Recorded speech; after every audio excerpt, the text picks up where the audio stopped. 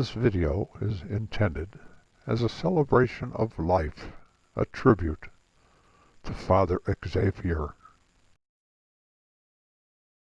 14 centuries ago, Saint Benedict wrote in his Rule for Monks, "Nothing, absolutely nothing, is to be preferred to the work of God." This is the story of a group of men who embrace that teaching. They are Trappist monks, and their home is a place called New Melleray Abbey.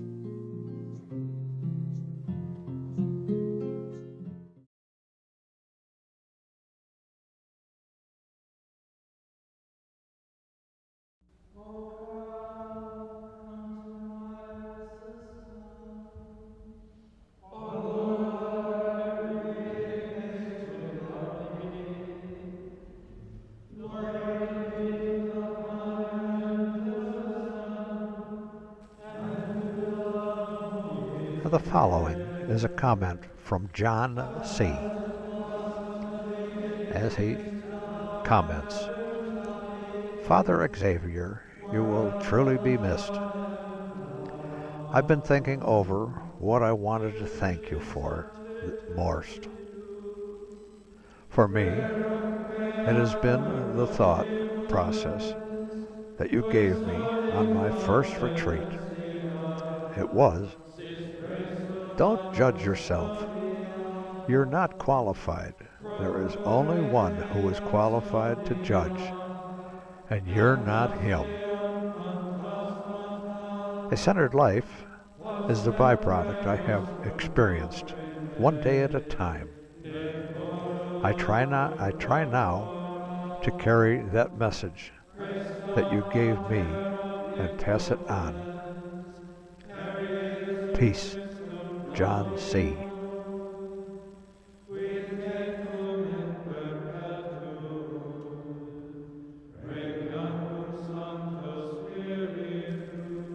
The following is a brief comment from Mike B. Father Xavier, quote to me in my first year of sobriety when I was dealing with all the guilt and shame. He said, "You're a good man, Michael. The world will be a better place when you start to act like it."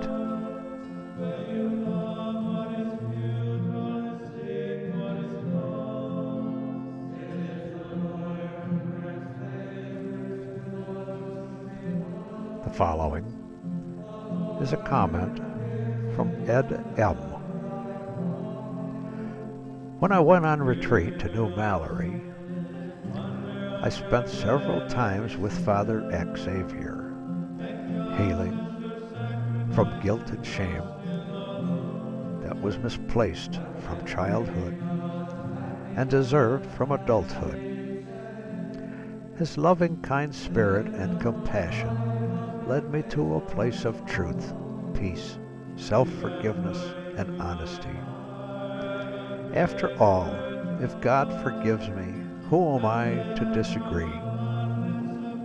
I heard this expression, that the closer you get to yourself, the closer you get to God. Father Xavier was a wonderful teacher, confident and spiritual leader, and saw the pure goodness in us all. His passion for faith and human struggles gave me hope that I too could believe.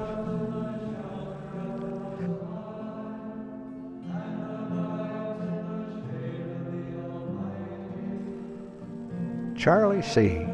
would like to comment about his relationship with Father Xavier. As he says, "My story regarding Xavier is about him talking about how tough alcoholics are on themselves. He asked us to imagine giving the self-hatred, beating up that we do to ourselves as we are as grown-ups, but instead would we say the same thing as adults to ourselves at, say, age 6 or 7? We all, of course, said no.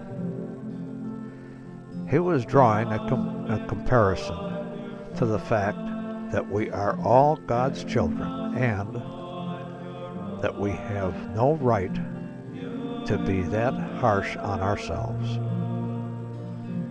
That resonated. I still do it, but when I remember, it gives me some comfort. He was without a doubt one of the kindest men I've ever met. Another thing he said to me when I did some of my juiciest parts of my 5th step with him was that even though he'd been devoted studying religion for over 70 years, he was still not particularly good at it. He was trying to make me feel better about my self-confessed struggles and to have conversation. So, Father Xavier, what's your past? I know you're a priest here in New Mallory, but how'd you end up here? I was in college, Creighton University in Nebraska, and I got this wild idea that I wanted to be a monk. On purpose? So I went and talked to a priest, and he said, "Put that out of your mind. You can't do that. That's too difficult." So I was leaving his office, and he said, "If the thought comes back, come and see me." So then we had a compulsory retreat for semesters, and I got this idea again.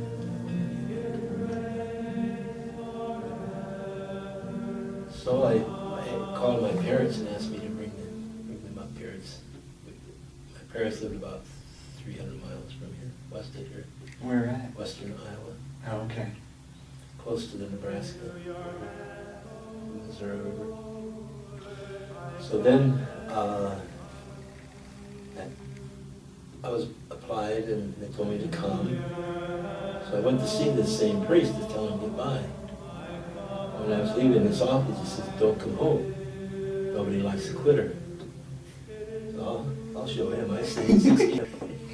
That's a long time. So what year did you join? I joined in 1950. I had just turned 20. 20 February, then I came here in March 1950. Wow. March 21st. Did you think you were crazy? I didn't have a clue what I was doing. I wanted to be a monk, but I didn't really know what that meant. How'd you learn about monasticism?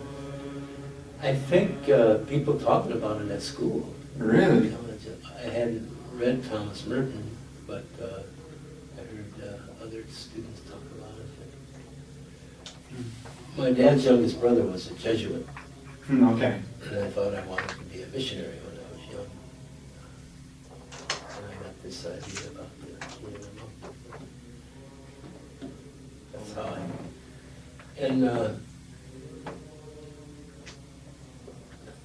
I think God was protecting me, you know. If I'd been in active ministry, I don't think that would have. I think this fits better, Interesting. even though I'm an extrovert. It fits me. Well, then what year did you become a priest then? In 1958, we had I received a habit in May of 1950, and I made temporary vows in 1952 in May, and solemn vows in 1955 in May, and then 3 years later I was ordained May 1st, 1950, with Father Thaddeus. Really? Yeah. The one in the walker? Yeah. Wow. All right. No, they're pretty nice. It's not too hard.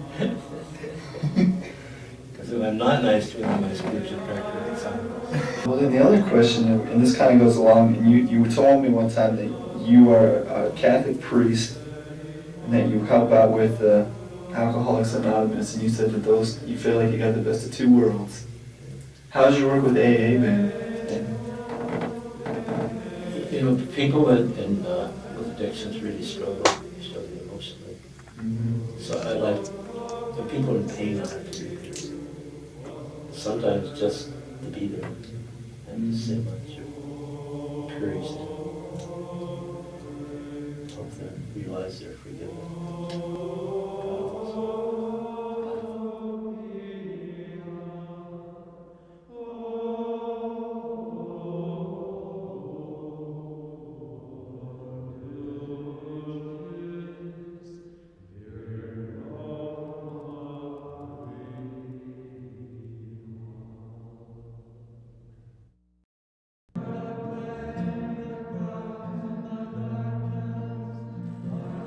This is a picture of Bob S. and Father X sitting in a beautiful, his beautiful little Green Hornet, his cruiser.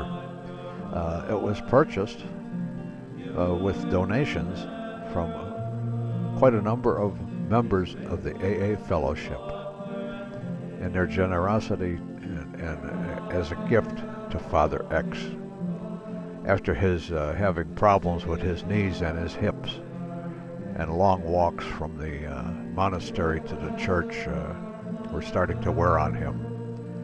And the men decided to get him this beautiful golf cart, and he makes use of it quite often. The following is a brief comment from Bob S. He commented, "Emotional sobriety is what's important, not the amount of time that you have being sober," as Xavier told him.